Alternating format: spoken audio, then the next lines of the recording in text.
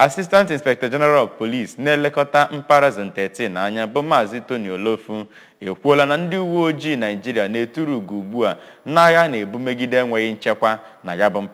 mpaghara South East. Maazị Olofu kwuru nke a na njem otu ụbọchị ọ gara jee leta gọvanọ na-ahụ maka Enugu steeti anya bụ gọvanọ Ifeanyi Ugwuanyi nakwazi ndị uwe ojii Enugu steeti niile anya. Onye nta aka Chibụzọ Obidike dujere ya bụ njem wee weta aka ịga n'ugbu a.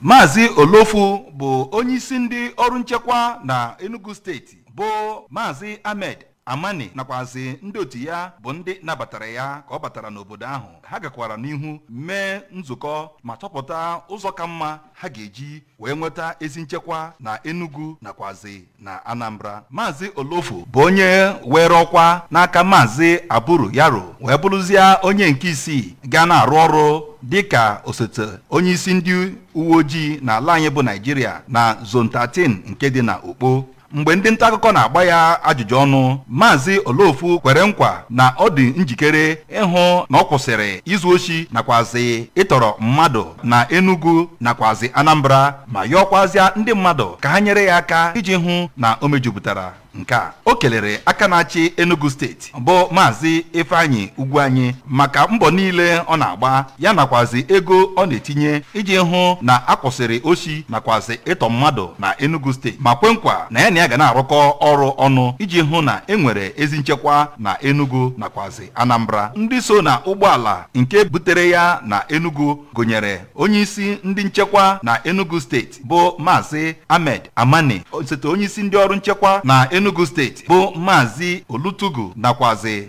Maazị Ahmed Omaro nakwazi Maazị Ibrahim Gotang na ndị ọzọ.